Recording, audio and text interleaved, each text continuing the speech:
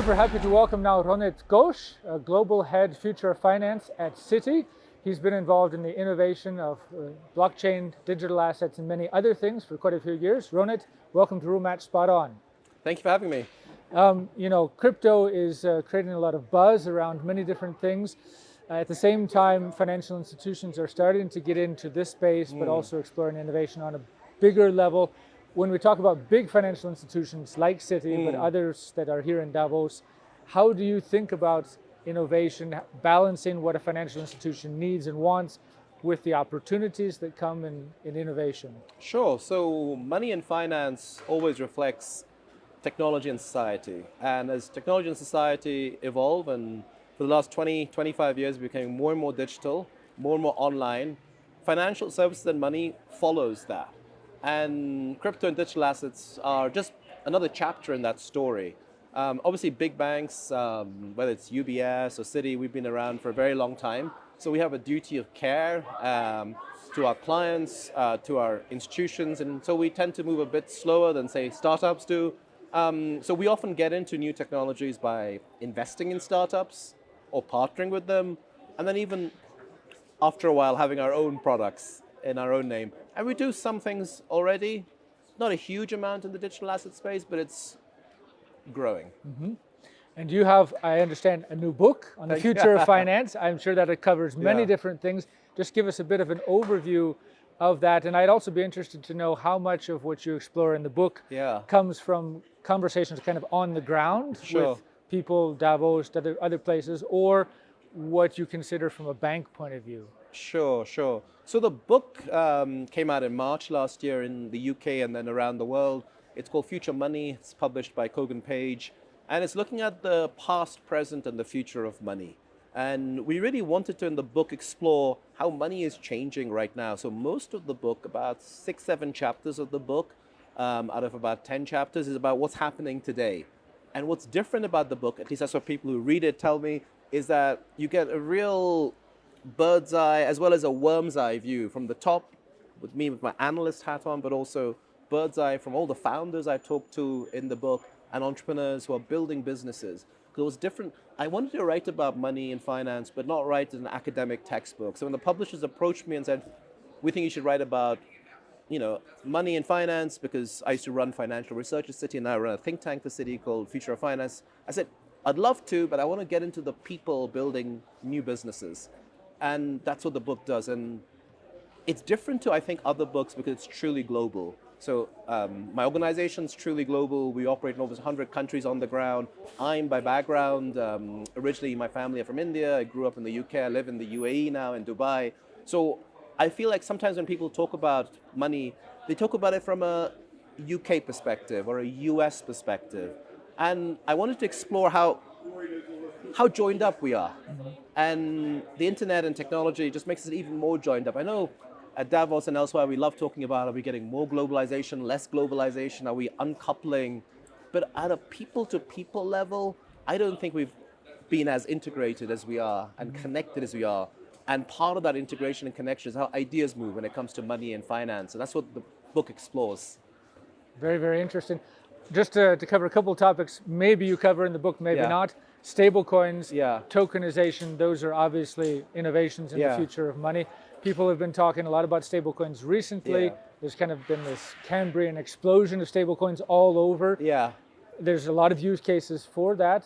Is that the immediate next step in the future of money, or is that just a step along the way towards something else? Sure. So there's kind of two mental frameworks you can have. One is a teleological or a kind of over time, like something A happens and then B happens and then C happens and B follows A and then C follows B and C replaces B and B replaces A. The other way to think about it is, so I've been hanging around Zurich and other parts of Switzerland for the last few days, and there are many ways to get around your towns in Switzerland. You can take a tram, you can walk. If you're going between the cities or if it's a bigger city, you take the train. If you fly in, you take the plane. And just like you choose, I'm going to take a tram or I'm going to walk or take a car. Or I think of it the same way. Stablecoins, I don't know the stablecoin is the tram or the train, but it's like another rail. So it's not stablecoins are the future and they replace something.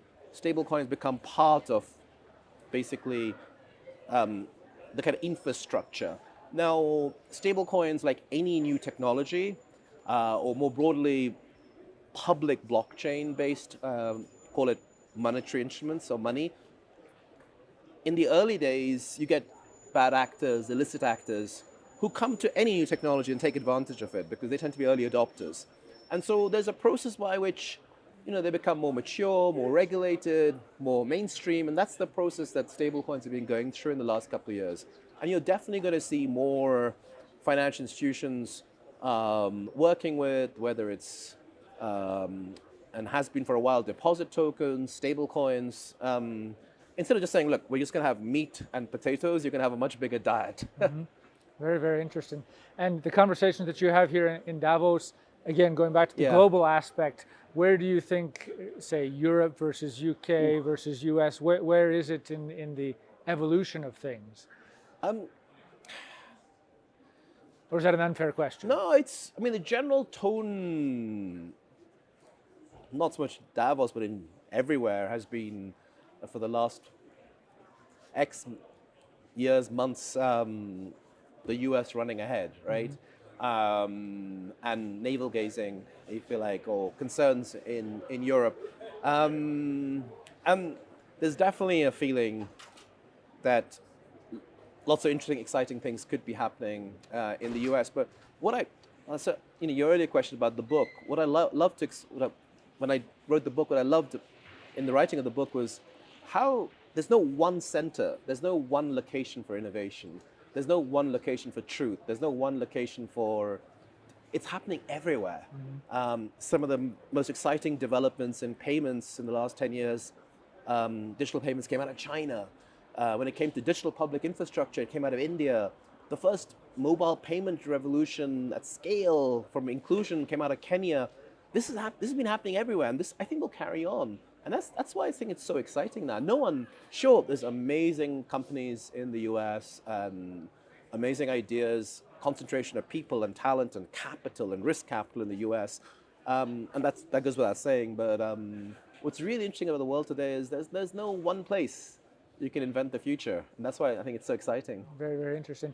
And just again, from the perspective of a bank, but also knowing why we have financial institutions, why we have regulation, why we have some of these things. Would you say it's fair to say that whatever innovations we get, there is going to be a merging, a blending of, say, TradFi innovation, whether it's crypto, blockchain, or other things? People often say banks versus stablecoins or TradFi, DeFi. For me, it's all money, and it's all finance.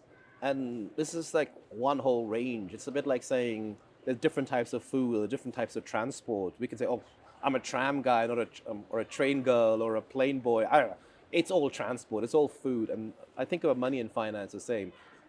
Crypto is just like part of that range of financial assets. Crypto is obviously a combination. Digital assets, cryptocurrencies are a combination.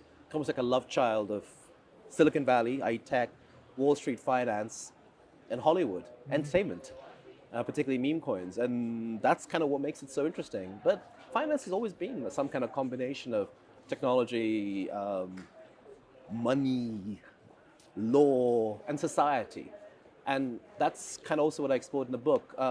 Money is something that we collectively, as a group of people, say, this has value. If I lived on a desert island, on my own, or with my wife, or my kids, we wouldn't need money.